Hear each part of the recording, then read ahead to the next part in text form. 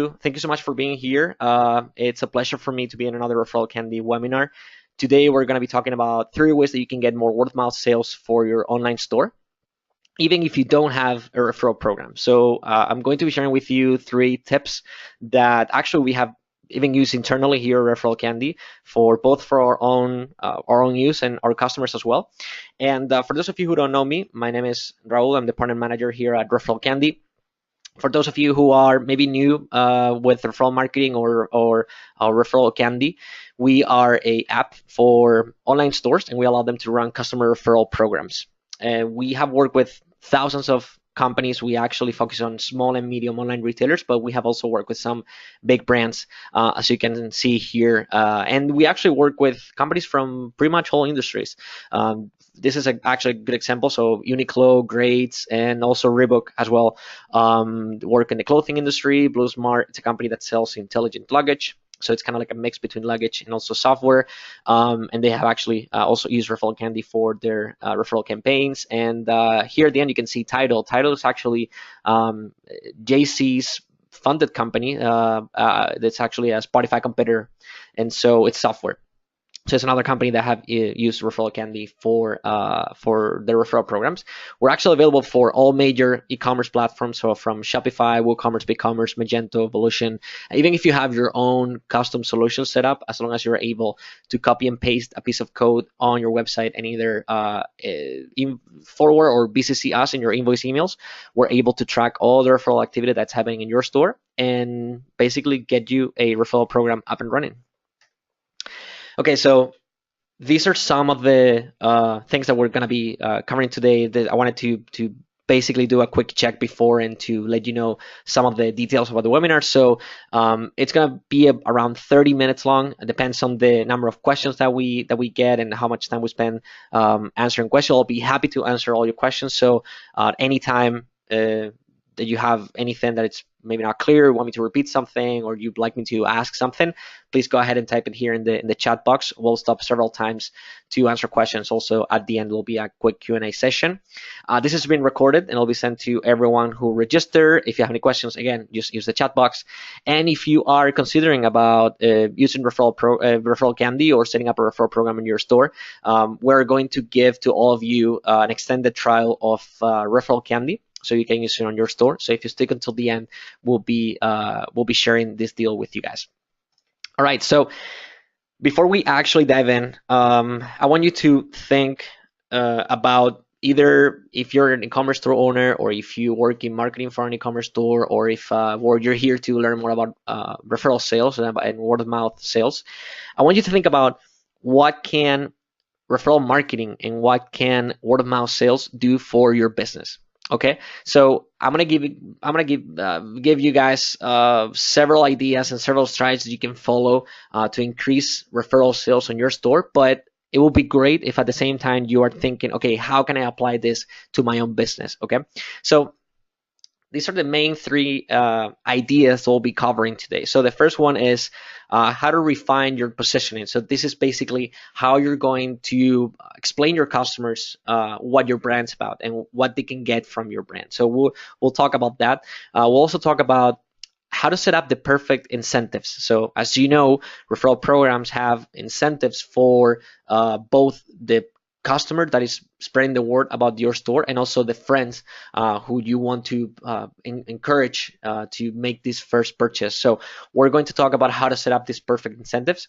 And then we're also going to talk about how to ask for referrals, because it's something that I'm not going to say controversial, but it's always something that people who are new to referral marketing find a little bit violent, asking for customers for a referral or asking their customers to talk to their friends about the brand. So there's several ways that you can do this, and we'll cover some of them so you can apply them to your business. All right. So first one, we're going to talk about the pyramid and positioning, and we're going to use the pyramid, which is a tool that we use here internally to talk about positioning. So you as a brand, you need to define your positioning in a way that it's very clear for your customers to understand. I don't know how many of you have been to my previous webinar where we talk about user retention, and actually another one where we talk about user-generated content, and we talk about how the best salespeople at your company are your customers. And why am I mentioning this? It's because you need to make it easy for your customers to talk to their friends and family about your brand. And so if you give them a clear message and a clear pitch on how they have to pitch or how they have to talk about your brand, you're making it very easy for them to share this with their friends and with their family, and to be able to effectively generate referral sales for your store. And so this is, if there's any marketers here in the room, you'll probably recognize this. This is a tool that we use both internally and with our customers when we help them to refine their positioning as a brand. So think about if you will have to choose two of these three items, which is, or features, which is okay, being good, being cheap, or being fast. This is actually called the good, fast, cheap pyramid. And let's say you have to pick two to define your business. Okay, so I'm actually going to give you guys an example where you'll get it right away. So let's say that you probably had a coffee this morning. I did. If you're like me, you probably need more than one coffee to start in the morning. And let's say that for coffee you have three options. So one of them will be to make your coffee at home. So buy it at the supermarket, make it at home, put it in a travel mug, and take it to work. Now this is good in the sense that it's good coffee, probably it's good quality product. It's a good quality coffee, because even if you go to the supermarket and buy probably the most expensive coffee that you can find, when you think about how much an individual cup of coffee will cost, it's close to what, less than $1, probably way less than $1. So at the end of the day, it's going to be a cheap option, but it's going to be good quality coffee because you chose it, because you made it yourself, and you made it exactly how you like it. So that would be an example of choosing a product that it's both good and cheap, but it's definitely not fast, because you have to go to the supermarket, you have to take it home, make it, put it in a travel mug, etc. Now, an option that will be fast and cheap could be McCafe. So McCafe, it's McDonald's coffee. It's fast because it's McDonald's. McDonald's is in the fast food business. And so obviously it's going to take them less than a minute or two to make your coffee. It's going to be cheap. You're probably going to pay what, like $1 for your cup of coffee, but it's probably not going to be good. I mean, I've tried McCafe. It's not the best coffee that you can find. But again, it's fast and cheap. If that's what you need, then you should go for it. And now the third option will be Starbucks. So Starbucks is an example of a product or coffee that it's good, in the sense that it's good quality coffee. We can probably all of us agree on that. It's fast, unless there's a huge line at the store. They're probably gonna have your coffee ready within a couple minutes, but it's definitely not cheap. You're paying what, $2, $3, well, actually now $3, $4 for a cup of coffee. That's not cheap, or at least it's not cheaper than the other options. So this is how these three brands are actually refining their positioning and how they want to tell you what their main value proposition is. And so again, it has to be very clear, whatever you choose. I know that many of you are thinking, okay, well, I don't want to say that my brand, that we are fast and cheap, but definitely not good. I mean, that's something that we don't want to share, and that's okay. I mean, obviously that's normal, and that's not the point. The point is not to get one of these two options, being good and cheap, but forget about being fast. No, you should always strive for all three. You should strive for be good, to be fast, or have at least reasonable shipping times, and also, well, either be cheap or be as affordable as you can. And like I said, we use this internally here at Referral Candy. And again, we strive for all these three options. We strive to have a good software. We strive for being cheap, or at least being affordable for our target market, which is small and medium retailers. And we want to be fast in a sense that we want to get your referral program up and running as quickly as possible. And also, we focus a lot on having a customer service team that it's going to be there and respond quickly and be proactive for our customers. So if we have to focus on these two, and on two options, we'll focus on being fast and being cheap. Again, that doesn't mean that we don't want to be good. Of course not. We strive for all three. But if we have to focus on these two, we'll be fast and cheap. And you can probably see some of these examples here. These are reviews that our customers have given us, and they mention, and most of them, they mention about either how quickly it was or how easy it was to set up the referral program. And they also talk about how responsive customer support team, which is, like I said, one of the main areas that we strive for. And in terms of pricing, we we want to be cheap in a sense that we want to be affordable for e-commerce stores. We believe that all e-commerce stores, regardless of their size, should be able to set up a referral program. And so that's why we also adjust our pricing for our target market. So this is something that obviously you can do as well. Now, let's talk about how to use the perfect incentives. Okay. Again, for any referral program, there is a reward for the advocate, which is your existing customers who is going to go out and tell their friends and tell their families about your product. And on the other side, you have these new people that are just learning about your store just right now, and you want to encourage them to make a purchase. And so you want to reward both of them. And before I go onto the next example, I want to ask you guys, how many of you have Uber installed on your phone right now? I'm going to give you 10 seconds to reply.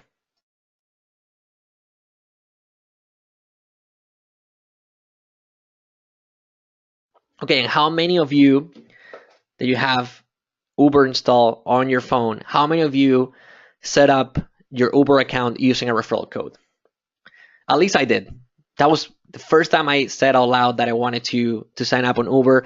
I had a friend coming all the way from the other room to talk to me and say, look, before you sign up, use my referral code because both of us will get 10 euros. And it was probably different. It's probably different on different countries. They probably used different promotions. It was either get $20, give $20. Here in Europe, at least it was get 10 euros and give 10 euros. So it's always very easy to remember. And that's one of the things that we're going to look at when we say, okay, what is the perfect referral incentive? These are some of the things that we have learned over the past few years. And this is the example I wanted to share with you guys. One of the reasons of why Uber's referral program has been so successful is because their referral program pitch or the referral program structure was very easy for people to remember. I'm pretty sure that when you set up your Uber account, as you guys had here in the chat box, when you guys set up your account, I'm pretty sure that you had some of your friends saying, hold on a second, look, sign up for this app because both of us will get $20, so both of us will get a free ride, or both of us will get something. Anyway, it was very easy for people to remember what they're getting out of it. And it's actually a messaging that we have seen a lot of our customers use when they're promoting the referral program. It's give 5, get 5, get 20%, give 20%, whatever it is. You need to think about how do you make it easy for your customers to remember what they're getting out of your referral program. What I mentioned at the beginning, your customers are the best salespeople that you have in your company. And one of the reasons why you have this is because, again, they will not recommend something to their friends if it wasn't going to be good for them. So what you have to do is that you have to help them basically pitch your company effectively, pitch your value proposition effectively, but also you have to help them pitch your referral program effectively. They should be able to remember perfectly what your referral program is about and what the friend is getting out of it. And so the easier that you make it, the better, because it will be simple for them to just tell their friends what they can get out of it in a couple seconds. A lot of companies and a lot of stores decide to go for a more complicated referral program where maybe they set up different levels on which it's kind of like a ladder. You scale the more referrals that you make, or you have to refer X friends to be able to get a discount that you can then apply to a several set of products, whatever it is. I've seen a lot of companies using very complicated referral programs that are very difficult, sometimes impossible to remember what they are about. And so even though that's probably something that they're doing with the best of the intentions, don't get me wrong, this is probably something they're doing because they want their customers to be proactive and to tell their friends about their store. But sometimes when you make it too complicated, I mean, people have a very short attention span. I mean, I don't know exactly how many people that are in the room with me right now. It's actually listening, so it's hard to tell when people are actually paying attention to what they have in front of you. We are bombarded by ads, by notifications, by emails, whatever it is. And so you need to have your communication be as clear as possible. And this is an example of a product that I really like. And actually, I will definitely refer but that I think that they could probably improve the referral program. This is TransferWise. For those of you who don't know TransferWise, this is a company that was actually co-founded by some of the co-founders, initial co-founders of Skype. And it's a company that allows you to do international transfers at a very affordable rate. So it's a great company. They've been around for a while, and they're working very well. But they have a referral program where it's far from being as simple as the Uber one, where you give $10 and get $10. Here you have to refer 3 friends. Each one of these friends have to make a transfer of at least $200, well, 200 pounds.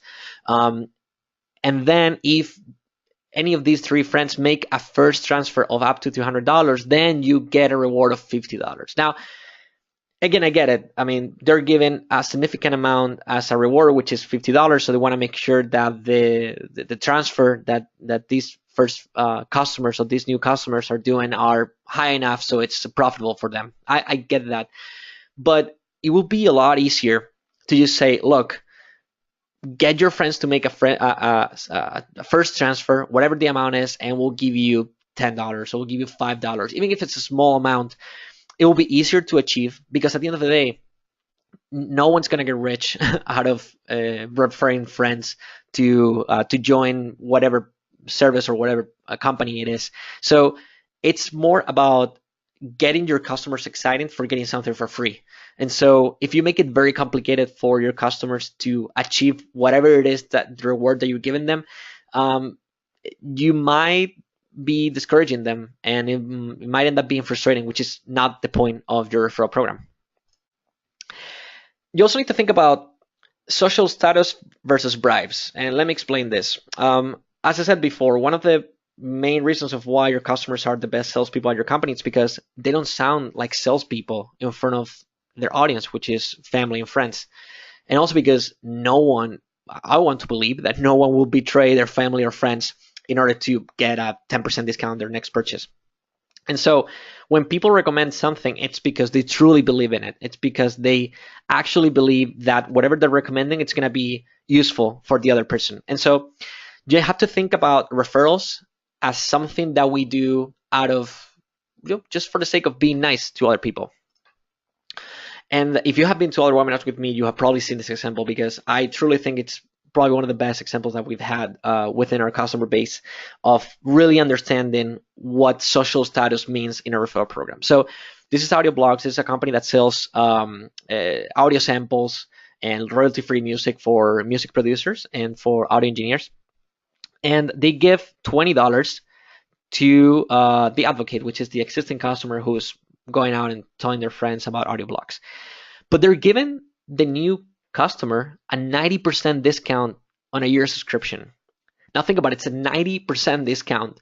Most people would just recommend audio blogs to their friends just because they're being able to give them a 90% discount. That's very special. That makes you feel like you have found something very special, and you want to feel like a hero or look like a hero in front of your friends. You have been able to find something very special and something unique, and you really want to do something nice for them. So think about the social status, and also think about rewarding more the friend who's being referred more than the advocate by himself. And also something you can do to set up the perfect referral incentives is to adjust them to your customers' purchasing behavior. Now here on the left we have YouFoods. YouFoods is a company that sells meal plans, and they sell nutrition supplements like proteins, etc. And so of course their customers keep coming back to their store to buy more meal plans, to buy more proteins, and whatever it is. And so since they know that their customers are coming back, instead of giving them their customers a cash reward, what they're giving them is a discount or meals for free. And so now you know that your customers are going to be very engaged to your referral program. So they're going to be talking a lot to their friends about your referral program because they're getting something in exchange for free, and something that they, let's say, actually need. Okay. So it will be very interesting for them to keep talking about it. And you are getting new customers because they're talking to their friends about the store, and they're getting new customers to YouFoods. But at the same time, you are retaining these customers because, you're not only rewarding them for being loyal, but also you're giving them stuff for free. or you're giving them discounts, and they're probably not huge discounts, but they're probably discounts that no other competitor of yours will be able to match. And so that's a great way for you to retain customers where you're acquiring new ones. On the other side, we have Critical Pass, which is probably the opposite example. Critical Pass is a company that sells flashcards for students that are going to take the bar exam in the US. So for those of you who are not based in the US, the bar exam, it's the exam that law students take in order to be able to become a lawyer. Okay, so that's something that they some sort of official exam they have to pass in order to start practicing as a lawyer. Now, obviously, the perfect customer of Critical Pass will never have to go back to Critical Pass and buy another set of flashcards. If they go back to Critical Pass and keep buying flashcards, that means that it's probably not the best customer because they keep failing the exam. So again, that's really not the point of Critical Pass. Critical Pass knows that their products is something that customers are going to buy probably once in their lifetime, and they will never go back. But something that they did instead, it's to give cash rewards to advocates instead of giving a discount. So they were giving a $10 discount to friends and a $10 cash reward to advocates. That's actually something that's still going on. And it works very well because, again, this is something that, well, what's the point of getting a discount on something that literally you're never going to go back again? You're never going to buy again, or you're never go back to the store again. We also have several customers that they are in the business of selling mattresses online. Again, mattresses is an item that you probably buy several times in your lifetime, and that's probably something you buy, I don't know, once every 5 to 10 years. And so giving someone a discount on their next purchase, when it's a purchase that they're probably not going to do within the next 5 years, it doesn't make any sense. So again, they also applied the same rule. They gave a discount to the new customers, and they gave a cash reward to the existing ones. So going back to what we were saying before, what is the perfect referral incentive? It's kind of as a summary. First of all, keep it simple. Okay, so help your customers remember what's the deal with your referral program, what they're getting out of it, what they can offer their friends. Again, think about social status. Think about why people do recommendations, why people recommend something. And most of the time they do it because they think that it's going to be beneficial for the other person. So think about rewarding more the friend than the advocate. And then what we just saw, try to match your rewards with your buying behavior, with your purchasing behavior. Okay. All right, so we're going to dive into the third and last part of the webinar, which is how to ask for referrals, how to ask the smarter way. So by the way, if you guys have any questions, again, feel free to type them here in the chat box. We'll stop at the end of this last section to answer your questions. But in the meantime, let's talk about how to send a good refer a friend email and how to ask for referrals in a smarter way to your customers. So these are actually two examples of our customers and how they ask their customers for a referral. These are emails that explain perfectly what we have just described. It's hey, this is what you get. You get $20 off when your friend gets $10 off. Oh, sorry, 10% off. On the left side explains, look, your friends get 20% discount. You get a 10% discount on your next purchase. So again, another example of a company that's rewarding more the friend than the advocate. And so examples like this is what actually makes a difference in our referral program. But we have also seen some very common mistakes that I wanted to share with you guys. A very common mistake that I keep seeing is including the referral link in invoice emails. Now, there's few reasons of why this is a mistake, in my opinion. First of all, it's because you're assuming that as soon as possible is the best. So, okay, let's say that you have a customer that goes to your online store, buys something from your store. After they go through checkout, you send them, or they get the invoice email automatically, and you bury your referral link within the email or within the invoice. Now, people don't really like looking at invoices. I mean, an invoice is just a reminder of something that you just bought, that you spent some money on something. And so, well, we don't really feel good about that. And so trying to bury the referral email there, the referral link there, it's gonna help your customers forget about it or not even look at it. And so you are assuming that just because you have my attention, I'm willing to refer right now. And also something that you are assuming, or that when companies send referral links and invoice emails, something that they're assuming it's because that it's that as soon as possible is the best. And that means that, well, I didn't even have time, me as a customer, I didn't have time to get your product, to look at it, feel it, use it, whatever it is, and then I'll be ready to make a recommendation. But I just made the purchase. I don't really know if I like your product. I don't really know if I'm willing to refer my friends about this. And so, when is the best? Answering that question is whenever your customer has received value and they can effectively pitch for your product and they can vouch for your product and they can go and tell their friends, look, I've used this product for a couple of weeks now. It's great. This is why you should buy it. I think you will love it, etc. That's why timing it's crucial when sending a referral friend email. And you also need to keep in mind that only some percent of your customers are actually ready to refer. This is actually a study done by Texas Tech, and the results were that, well, about 8 out of 10 customers answer. If you ask your customers, 8 out of 10 will say, yeah, I'll be willing to refer you to a friend. Yeah, I really like your product, and I'll be happy to recommend you to my friends.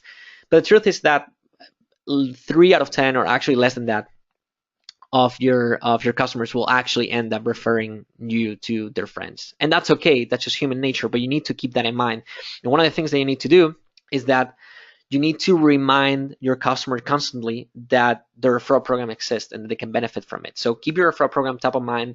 One of the things that we recommend companies to do is that they include some sort of call to action on their website. So this is, once again, the YouFoods example. They have this bar here at the bottom left corner of the screen that says "Get free meals." Okay, so, well, it'll cause your curiosity, even if you're not a YouFoods customer, but you might click on it and you might see that they have a referral program in place and you can benefit from it. Another example of this, it's 22 days, 22-day nutrition, another company that's pretty much in the same field as YouFoods. And they say, look, do you love 22 days? If you really love 22 days, why don't you spread the word and why don't you tell your friends and family about it so they can benefit from it as well? So as you can see, they're both calling their customers to join the referral program, but they're doing it in a different way. One of them is saying, look, this is what you can get out of it. This is a great deal that you can benefit from. And on the other side, we have a company that it's kind of like appealing to your emotions. Like, hey, do you love us? Like, do you really love our product, right? Well, if you do, why don't you go and tell your friends that they can benefit from whatever discount? And here we're getting to the end of the webinar. And this is a quick summary of what we just covered today. So these are the 3 tactics that we have covered about how to get more word of mouth sales. Again, even if you don't have a referral program, these are things that you can start using right away. So the first one, we talk about why should people refer you. And so we gave you some tips on how you should position your branding in order to make it easy for your customers to talk to their friends about your brand. We also talk about how using simple rewards that match your customers' behavior can actually help you not only get new customers, but retain the ones that you have. And then you need to ask for referrals, but you need to do it in a smart way. So think about call to actions such as emails. Think about letting your customers know on your website that your referral program exists and letting them know that this is something that they can benefit from. All right. Okay. So again, as I said at the beginning, we are going to give away a special deal on referral candy. So if you would like to try out a referral program for your store, I just put in the chat box referral link, so you can click on that. If you click on that, it will take you to Referral Candy's homepage, and if you sign up from there, you'll be able to get a 60-day extended trial instead of 30. And so again, we cover how to get more word of mouth sales for your store. It's important to say that if you have an e-commerce store that it's been running for a couple of years, it's a stable business, I can tell you, you are already getting referral sales. The problem with that, if you don't have a referral program, is that you don't know how many referral sales you're getting, and you don't you can't take any actions on that. You can't really empower your customers, encouraging them to tell their friends about your brand. So setting up a referral program, it's one of the easiest things that you can do to boost your word of mouth sales. So you can try risk free for 60 days. You can cancel anytime during this 60-day free trial that we're giving you specifically because you came to the webinar today. Again, it's very simple to set up. As I said at the beginning, if you also have any questions or any problems with it, our team will be happy to help you. And our plan starts at $25. So again, this is something that you can benefit from starting right away. And before we go, we're gonna answer a question that we have. So okay, so what is a guideline or a suggestion, the amount, type of reward for the person giving the referral? This is a great question, but the thing is that it really depends on your business.